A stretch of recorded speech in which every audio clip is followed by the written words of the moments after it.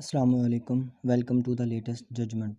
इस चैनल के थ्रू मैं आपसे एपेक्स कोड की लेटेस्ट जजमेंट शेयर करूंगा और लॉ रिलेटेड किसी अहम टॉपिक पर डिस्कशन करूंगा।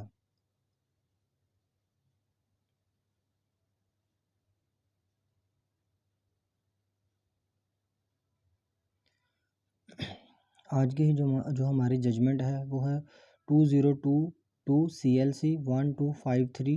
ये एक सिविल अपील के तौर पर Azad and Jammu Kashmir supreme court के सामने पेश की गई थी, जिसका टाइटल था आलिया जबीन वर्सेस मोहम्मद अशफाक।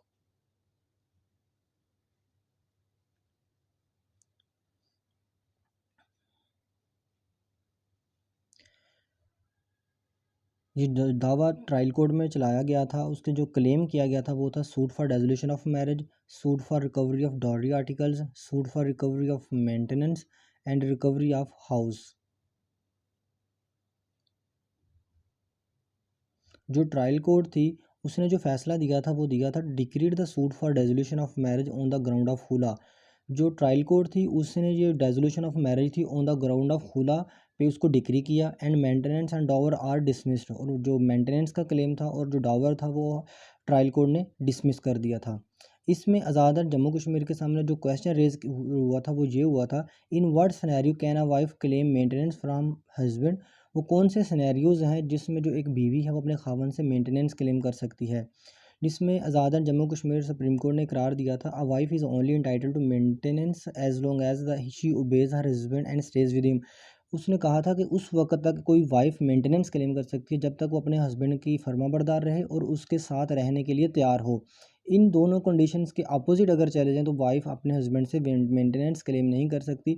अगर बीवी नाफरमान हो जाए या अपने हस्बैंड के साथ रहने से इनकार कर दे, मतलब अपनी मैट्रिमोनियल लाइफ अपने हस्बैंड के साथ गुजारने से इनकार कर दे, तो वो मेंटेनेंस क्लेम नहीं कर सकती। सेम केस जो एक दूसरी जजमेंट में शेयर किया गया था वो था 2019 SCR 226 and 2002 CLC 1450।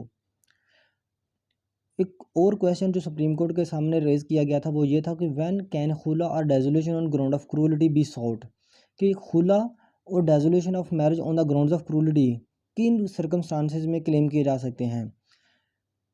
The question of khula is a pure question of law that can be raised at any stage of the proceedings and the court can decide it on the basis of evidence। इसमें supreme court में करार दिया था कि जो खुला का question है वो एक प्योर क्वेश्चन ऑफ लॉ है। वो किसी भी स्टेज पे प्रोसीडिंग्स के क्लेम किया जा सकता है और कोर्ट इस पे बाउंड है कि उसको डिसाइड करे एविडेंस की बेस पे। बेसिकली इसमें जो बीबी ने डेजोल्यूशन ऑफ मैरिज का केस किया था वो on the grounds of cruelty किया था, लेकिन वो उसको प्रूव नहीं कर सकी थी क्रूलिटी की बेस पे। लेकिन उसने कहा था कि मैं अपने हस्बैंड के साथ रहना नहीं चाहती, जिसकी बेस पे ट्रायल कोर्ट ने उसको खुला की डिग्री ग्रांट कर दी थी।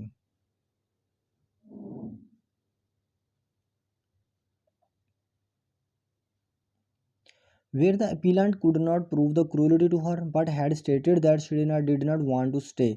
जो अपीलेंट थी वो उसने ये प्रूव ना कर सकी कि उस पर जुल्म हुआ है, लेकिन उसने अब जो प्लेंट थी उसमें ये लिखा हुआ था कि वो अपने हस्बैंड के साथ रहना नहीं चाहती, जिसकी बेस पे ट्रायल कोर्ट ने ये डिसाइड किया था कि उसको dissolution of marriage on the grounds of खुला डिक्री की थी। She could not say that she did not want खुला। इस बेस पे वो ये नहीं कह सकती कि वो अपने हस्बैंड के साथ वो उसने खुला क्लेम नहीं की थी। जब उसने प्लेंट में लिख दिया कि मैं अपने हस्बैंड के साथ नहीं रहना चाहती और वो क्रूलिटी को साबित नहीं कर सकती, तो ट्रायल कोर्ट इस पर फैसला कर सकती है कि उसको खुला की डिग्री ग्रांट कर दे, क्योंकि उसने ये कह दिया अपनी प्लेंट में कि वो अपने हस्बैंड के साथ रहना नहीं चाहती। इस दो ग्राउंड्स की बेस पे जो सुप्रीम कोर्ट थी आज़ाद जम्मू कश्मीर की, उसने इस अपील सिविल अपील को डिसमिस कर दिया था।